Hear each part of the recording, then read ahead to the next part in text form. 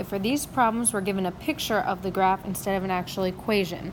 So we have the picture of what f of x looks like, and then from the g of x rule, we have to figure out what transformations are going to happen for our new graph. So notice, we're doing transformations on f of x, that's what the graph is. So first we'll just list out our transformations. So we start, this negative means we have a reflection. It's on the outside, so that means we're reflecting over the x-axis. The -2 on the inside tells us we are going to have a horizontal shift to the right 2, and the +3 on the outside tells us we'll have a vertical shift up 3. So we're just going to do each of these things to any point on the graph. So some of these points are very obvious, so we can start with the point -4, 0. Really, you could pick any point on this graph. So if we wanted to use the point -2, 2, we could use that. Any other points that seem obvious, you can use. The whole function is shifting. So we're going to start with this -4 point. We'll always want to do reflections and shrinks or stretches first, and then do the shifts last. So first, reflect that over the x-axis. So 1, 2, 3, 4. That would be its reflection spot. Now we need to move that point right 2. So right 2 and up 3. 1, 2, 3.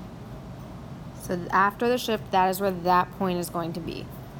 Now we'll move over to another point. We'll do the 0, 0 point. Reflection over x is going to stay put, and then it just needs to move right 2, up 3.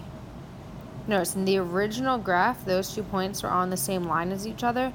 It should be like that again, because this graph will look the same. It'll just be shifted around and reflected. So now we'll take the point from the bottom, reflect it over x. So it's 1 unit away from x now, which means it'll be 1 unit the other way. And now move it up. Move it right 2, up 3.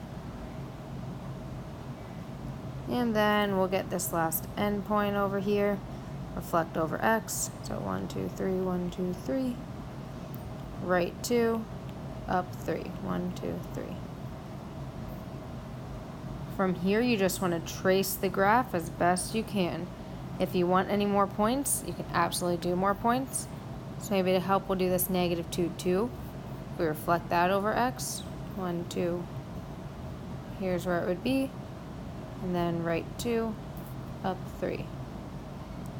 Kind of just helps us see the graph a little bit. So I'm going to, in red, mark all of the points after all 3 transformations. Now connect them in the same shape that it was originally connected, and there's your graph.